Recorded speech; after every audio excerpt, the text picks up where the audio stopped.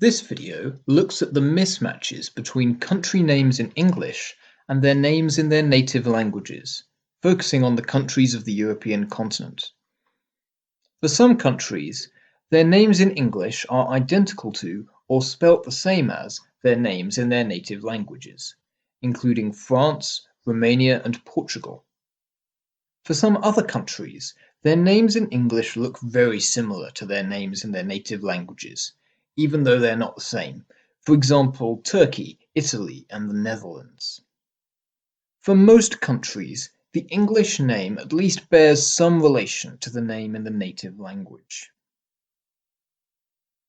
Even with countries that use a different alphabet, after transliterating their names, you can see the familiarity. But for some countries, there seems to be no link between the country's name in English and the name in the native language. Take Germany, for example, for which the German word is Deutschland. For the history of the word Deutschland, let's take a look at the adjective Deutsch, which means German, or of the German people. This comes from a proto-germanic word, which simply means of the people. In Germany, this word specialized to refer only to the German people, but in English, there's a descendant of the word which specialized in a different way. Dutch refers to the people or language of the Netherlands. Meanwhile, the English word Germany comes from a Latin word referring to a group of Germanic tribes.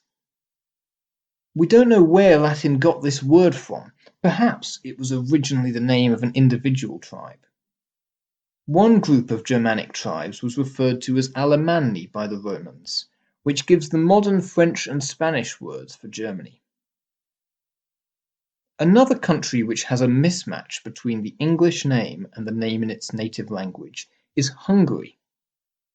The identification of the Hungarians as Magyars dates back to at least the 8th century AD, but the origin of this name is unclear. Meanwhile, Greek speakers were referring to the Hungarians as Ungroi. This was Latinized as Ungri. Then some speakers confused the Hungarians with another tribe of people called the Huns, and the word gained an initial H. That's how the English word Hungary came about. A third example of a country which has a completely different name in its native language compared to English is Greece. The Greek word Ellada comes from the ancient Greek word Hellas. The Greek philosopher Aristotle suggested that this originally referred to a particular region of Greece, when he wrote about something which happened for the most part in the Greek world, and of it especially in ancient Hellas, which is around Dodona and the Achelous. Meanwhile, the English words Greece and Greek come from the Latin word Graiki. There is an equivalent Greek word Graikoi, which we find just a sentence later if we follow the quotation from Aristotle. There lived the Selli, and those who used to be called Graiki, and are now called Hellenes. Aristotle and others explain the two names for the Greeks as an older form and a newer form. The Greeks themselves have adopted a new word for themselves, the Hellenes in Hellas, whilst those abroad still use the term Graiki.